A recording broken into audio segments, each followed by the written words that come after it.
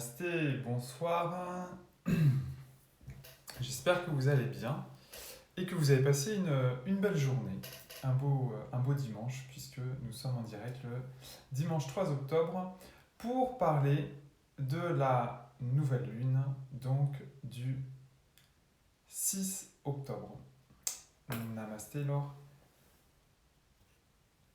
Le 6 octobre, cette nouvelle lune aura lieu à 11h06 heure GMT, donc il faut rajouter 2 heures de plus pour être en France, et elle aura donc lieu à 13h06.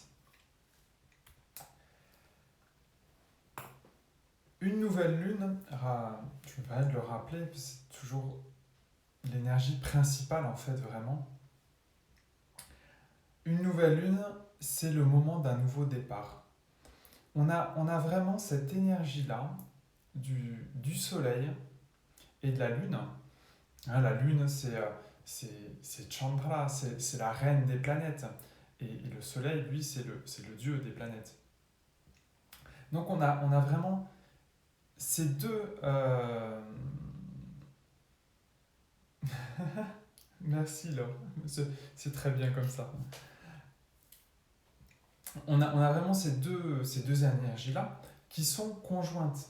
Hein. Le principe de la nouvelle lune, c'est qu'on a le soleil, on a la lune, et le soleil en fait est caché par la lune.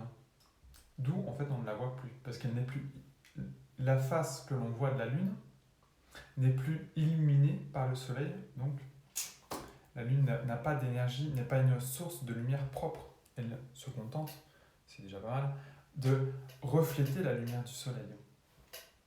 Donc on a vraiment le soleil qui va être l'esprit et la lune qui va être sa force créatrice.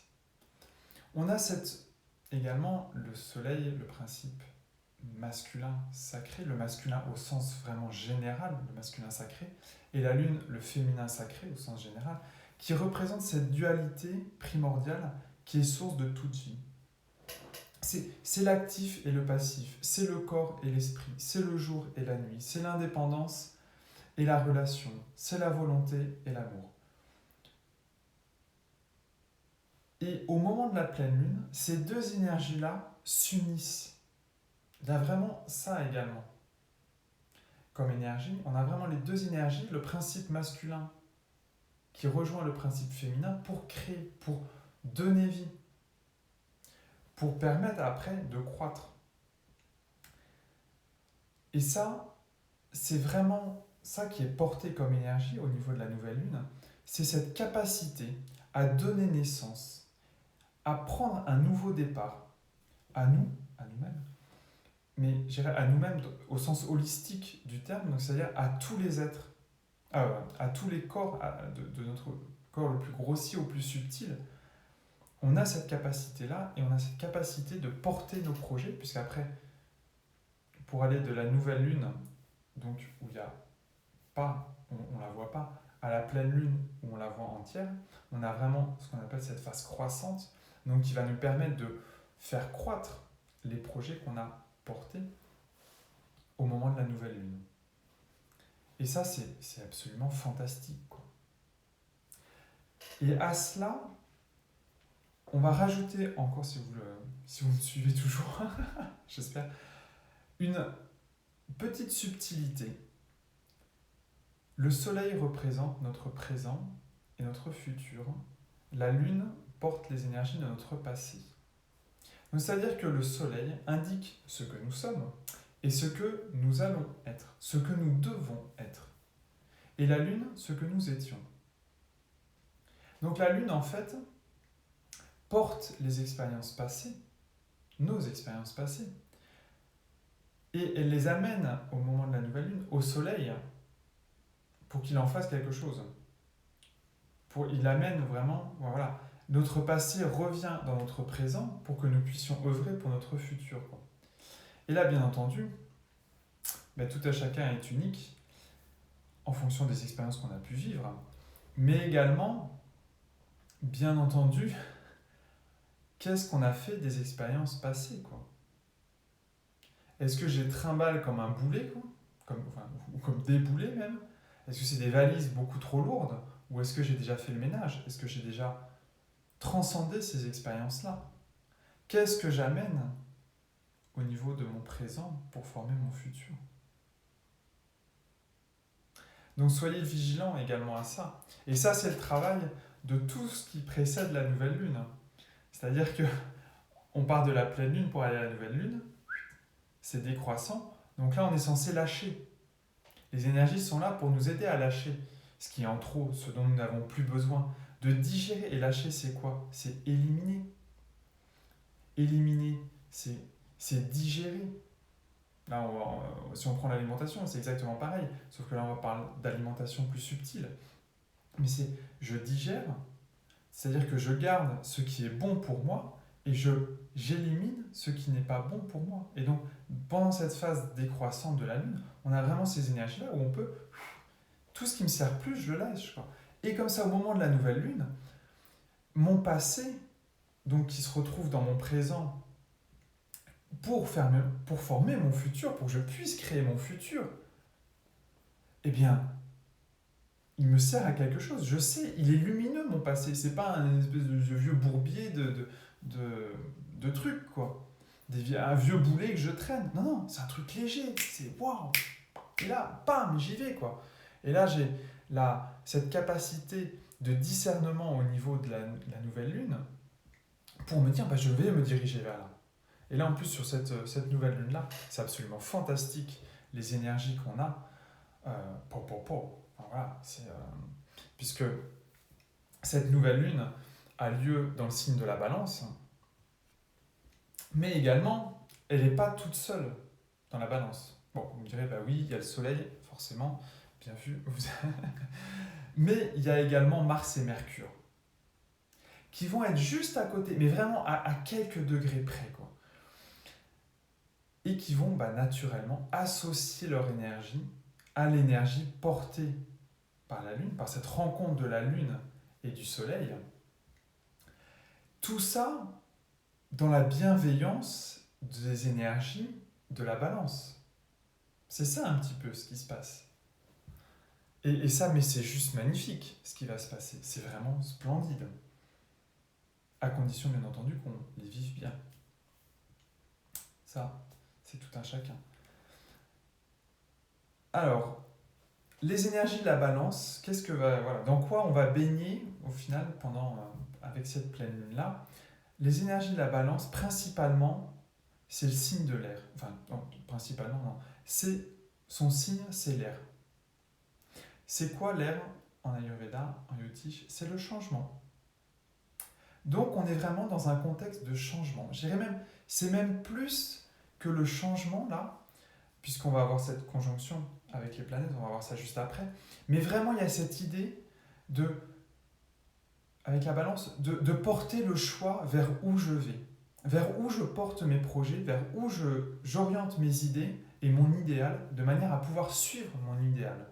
C'est ça l'énergie de la Balance. Je pèse le pour et le contre pour que ce soit juste pour moi, pour être dans le chemin du milieu, dans la voie juste, et d'aller vers mon idéal qui est juste pour moi. Elle n'est ni bonne, ni trop mauvaise, et c'est bon.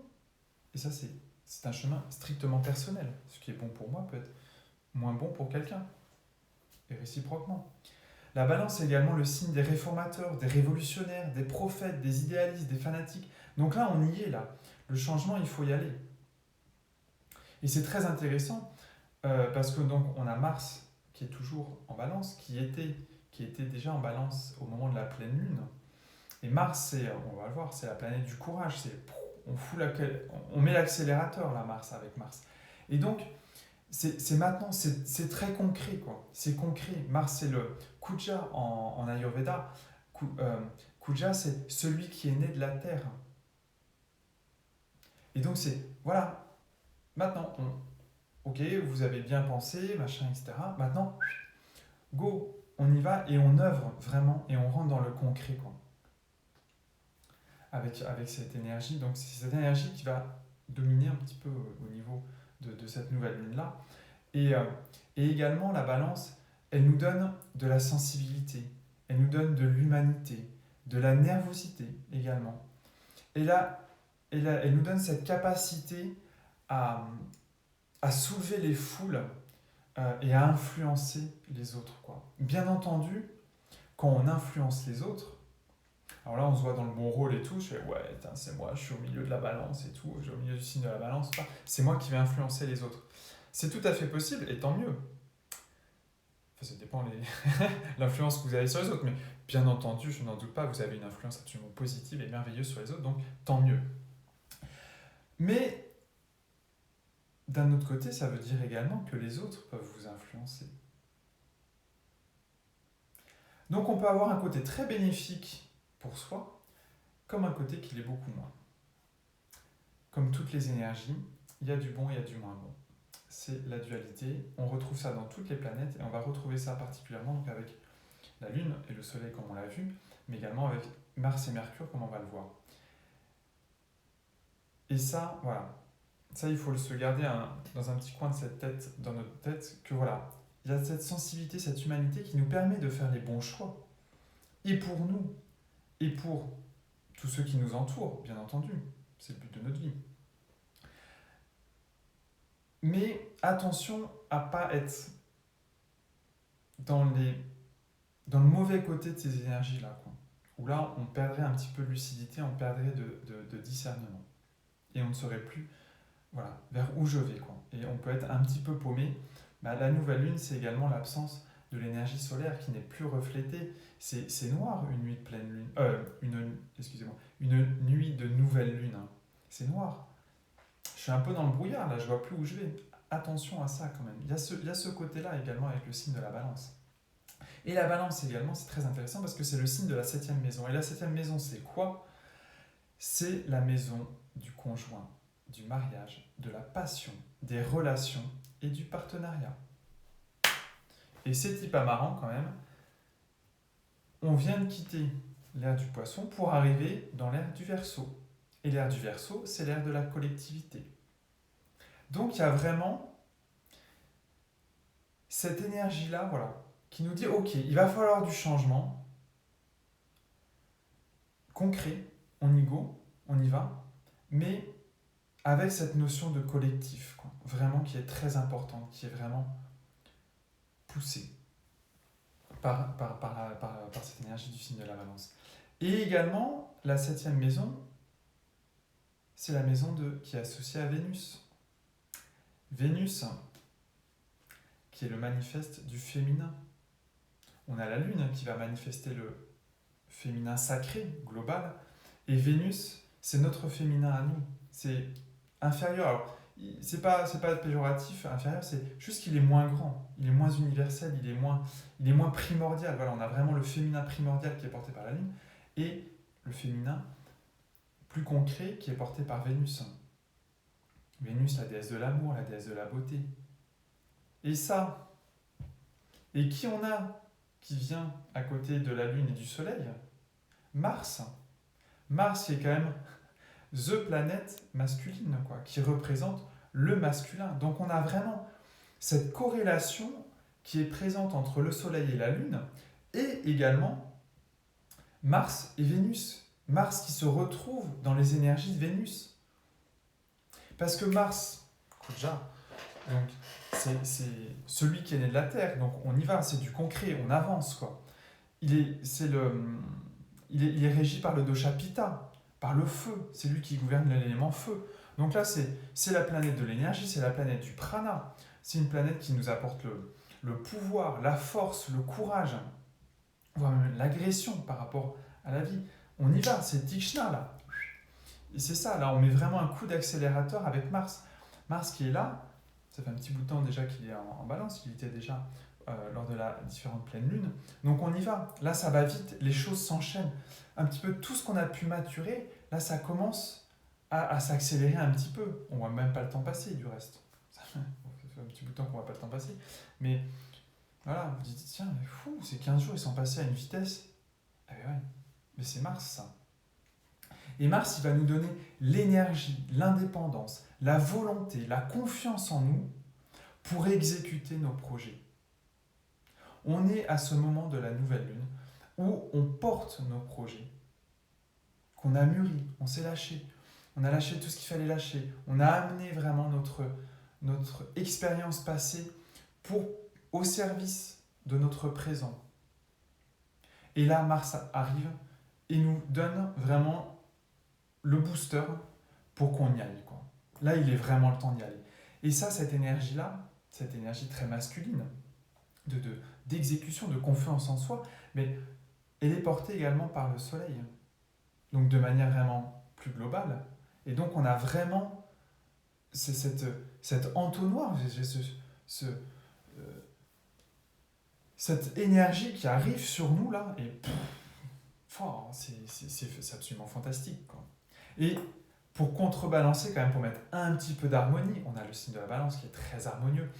Et on a également la Lune qui arrive et le côté donc, de Vénus, puisqu'on est dans la maison de Vénus, qui amène de la douceur pour rééquilibrer. Tout ça se passe en harmonie. Hein, c'est quand même pas... c'est pas Terminator, voilà quoi. J'ai le nom du film, c'est pas récent comme film en fait. Mais bon. Et c'est ça. Et là, il faut être vigilant avec Mars, parce que tout va très vite avec Mars. Il y a vraiment ce côté très, très fort avec Mars, de ne pas tomber d'un côté un petit peu négatif de Mars, qui nous amènerait un petit peu trop de compétition, un petit peu trop de disputes, de conflits, voire même de la domination, du contrôle, de la violence. C'est ça Mars également, poussé à l'extrême. Quand Mars n'est pas utilisé de manière sadique, mais de manière rajasique, voire tamasique, c'est ça que ça amène. Si on oriente mal cette énergie-là en nous, c'est pas forcément cool. Hein. C'est pas forcément cool. Par contre, ce qu'il y a de cool avec Mars, c'est que c'est également le grand significateur des frères, des amis, des alliances, des partenariats, du collectif. On retrouve les énergies de la balance. Donc on a vraiment cette capacité-là, maintenant, d'œuvrer dans le concret. On rentre de plus en plus, vraiment, les énergies sont là. Changer, c'est le moment. Ça fait un petit moment qu'on nous demande de changer. Et là, on y va, quoi. Et avec ça, on a Mercure. Mercure, c'est Bouddha, c'est Bouddhi. C'est la faculté de déterminer ce qui est réel de ce qui n'est pas réel. C'est cette faculté de discernement, d'éveil. Donc là, on a vraiment Mercure qui, en plus, vient de passer rétrograde. Donc là, elle était rétrograde, enfin, elle était en actif, elle vient de passer rétrograde, donc elle va lentement, Mercure.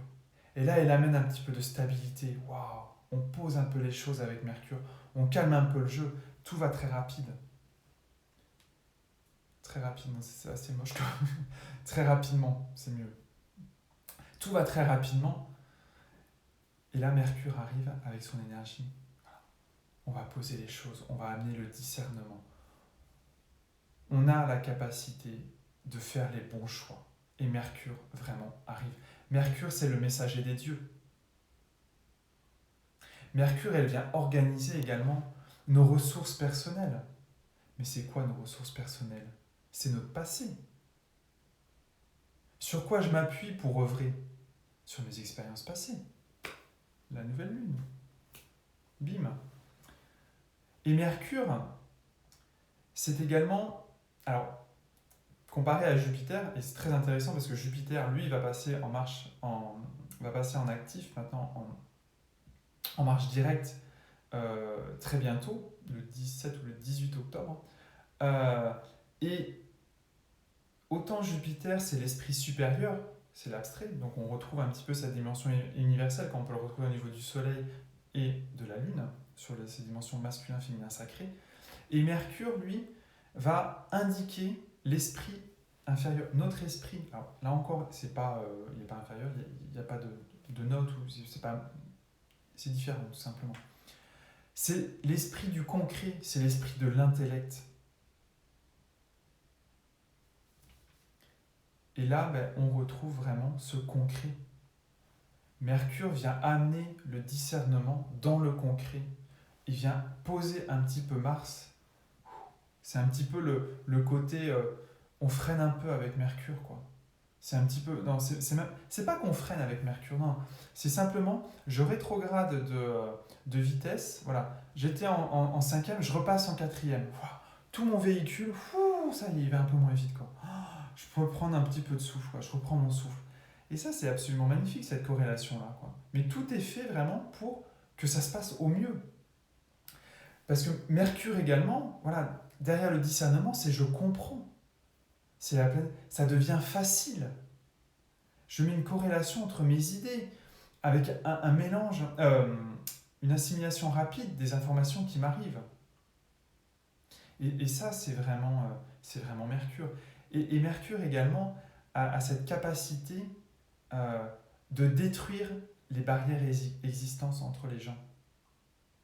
C'est vraiment cette énergie qui pousse au partenariat, au couple de la maison. Là, à un moment, arrêtez de savoir dans quel camp vous êtes, arrêtez de vous diviser. Mercure, voilà, elle arrive avec ça. On fait péter les barrières, on fait péter les différences, parce que là, de toute façon, vous allez tous dans le même sens, quoi. Et ça, c'est quand même fantastique, quoi. Tout un chacun le vit, avec cette Mercure qui révèle les besoins humanitaires et de l'humanité. Donc, d'un point de vue très global et d'un point de vue personnel. Donc, on a vraiment ces deux dimensions-là, d'un point de vue universel et d'un point de vue, pour moi, quoi. Et moi, c'est quoi? Mais moi, je porte l'univers. Et l'univers me porte. Je suis. Tout est lié. Et donc, ça, c'est très important. Voilà, le rôle de Mercure qui va venir un petit peu également déterminer notre vocation. Ok, je suis dans le discernement, je vois le réel, l'irréel, j'ai vu ce qui était bon, ce qui n'était pas bon. Ok, je fais mon choix, j'avance. Et j'avance avec les autres, en communiquant le messager des dieux, en communiquant avec ma véritable nature, le Dieu, ma nature divine, le Dieu que je suis, et avec les autres, pour pouvoir avancer vraiment. On n'avance pas tout seul dans la vie, on avance toujours avec les autres.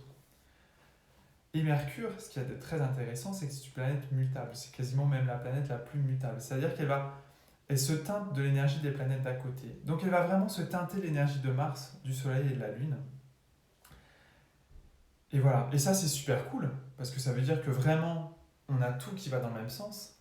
Mais attention, toujours, si elle se teinte, elle peut tout à fait aussi se teinter de l'énergie un petit peu moins cool de Mars. Mars, c'est le feu, c'est celui qui nous amène la lumière. Mais derrière le feu, il y a aussi la fumée. Donc on risquerait également d'être vite enfumé si on n'est pas clair avec son passé, si on n'est pas clair dans ce qu'on vit, dans ce qu'on veut, vers où on veut aller. Donc soyez vigilants également là-dessus, quoi. Voilà. Mercure, c'est l'enfant de la Lune.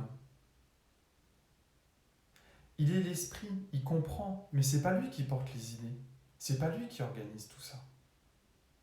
Donc il va vraiment avoir ce travail en duo avec Mars qui va se faire. Mais pour notre plus grand bien, c'est absolument fantastique. Et ce qui est encore plus fantastique, c'est qu'on a Pluton. Alors Pluton, c'est une planète assez lointaine, donc en Yotish, on ne la prend pas en compte. Mais néanmoins, ça vaut le coup de s'y arrêter juste quelques instants, parce que Pluton passe en direct le 7 octobre. Le lendemain, même pas 24 heures après la nouvelle lune, Pluton passe en direct. Et donc si elle n'a pas trop d'énergie directe sur nous, enfin, du moins selon Yotish, elle a quand même une énergie, elle va venir influencer le reste des planètes. Et Pluton, je vous le donne en mille, c'est la planète de la métamorphose. Et Pluton et les copines, elles s'entendent bien, elles fonctionnent en harmonie avec la Lune et Mars. Donc là, on a vraiment un magnifique cadeau, on a un bouquet d'énergie qui nous arrive, mais qui est fantastique, d'une puissance, d'une profondeur. Mais c'est génial, quoi. J'en ai des frissons rien que de vous le dire. C'est vraiment, mais savourer cette nouvelle lune qui arrive, quoi. Savourer ces énergies, parce que c'est vraiment juste du bonheur, quoi. Et vous avez la capacité vraiment de vous métamorphoser, de porter, de changer, d'aller vers votre idéal. Juste ce que vous avez à faire, c'est de le définir, votre idéal. Vers où je veux aller et quels moyens je vais mettre au service de mon idéal. C'est tout. C'est tout ce que vous avez à faire. Franchement, c'est cool, quoi. Vous voyez, c'est tellement cool la vie qu'on ne vous impose pas là où vous devez aller. On vous met les énergies pour que vous puissiez y aller. Et donc là, à un moment, si vous faites les bons choix, si vous définissez, et ça c'est tous les petits rituels de la nouvelle lune, de définir mes projets, mes intentions, vers où je vais. Si vous le définissez, mais ça va se faire tout seul, quoi. Mais sérieux, ça va se faire tout seul. Tout ce que vous avez à faire, c'est juste vous poser, poser votre cul, lâchez le mental, reconnectez-vous à vous-même et dites-vous, mais c'est là qu'il faut que j'aille, c'est ça mon chemin de vie. Et là, l'univers, il va dire, ok, je valide, allez, go, on y va, quoi. C'est merveilleux. Elle n'est pas belle, la vie, quand même. C'est vraiment top, quoi. Voilà. Bon, allez, je m'arrête. J'espère que... Oui, quel optimisme. Mais oui, mais bien sûr, Laure. Mais c'est même pas de l'optimisme, c'est juste voir la vie telle qu'elle est. C'est tout. C'est comme ça. Voilà. Juste, je choisis ce qui est bon pour moi et je laisse de côté ce qui n'est pas bon pour moi. C'est aussi simple que ça. Il n'y a pas besoin de couper les cheveux en quatre. Hein. Enfin voilà, bon. Ça fait déjà un petit moment qu'on est ensemble et je vous remercie de votre écoute, je vous remercie de votre attention, de votre intérêt. Si vous avez aimé, n'hésitez pas à liker, n'hésitez pas à partager également, ça peut intéresser peut-être des personnes dans votre entourage. Je vous invite demain à 18h30 à une pratique de la salutation à la lune. Vous venez tel que vous êtes, moi je le ferai tel que je suis. Alors je ne sais pas encore demain si je serai très souple ou pas, c'est pas grave, c'est du yoga, donc on commence à s'accepter tel qu'on est. Et ce que je vous inviterai, c'est à vraiment vivre de l'intérieur la salutation à la lune. On prendra un petit temps pour décortiquer les différentes postures. La salutation à la lune, c'est un enchaînement de postures. Donc, on décortiquera un petit peu chaque posture pour pouvoir bien la faire et en savourer l'énergie. De pouvoir la vivre, pas que physiquement. C'est pas juste de la gymnastique, le yoga. C'est bien plus que ça. De se connecter à cette énergie-là et vraiment d'accueillir cette énergie de chaque posture. Et puis après, on la fera une ou deux fois. On fera l'enchaînement une ou deux fois. Voilà. Ça, c'est le petit programme pour demain soir. Oui. Et oui, parce que la nouvelle lune est assez rapidement. Donc, vous voyez, c'est très bien de faire la salutation à la lune. Ça fait partie des petits rituels que vous pouvez mettre en place pour la nouvelle lune. D'ici là, je vous souhaite une très belle journée, une très belle préparation à ces belles énergies. Voilà, maintenant vous savez. Vous ne pourrez pas dire je ne savais pas. Vous savez. Et franchement, allez-y, quoi. C'est tellement beau. Je vous souhaite une très belle soirée, une très belle journée si vous regardez la vidéo en replay. N'hésitez pas à partager si vous avez aimé. Et puis, à très bientôt. Namasté.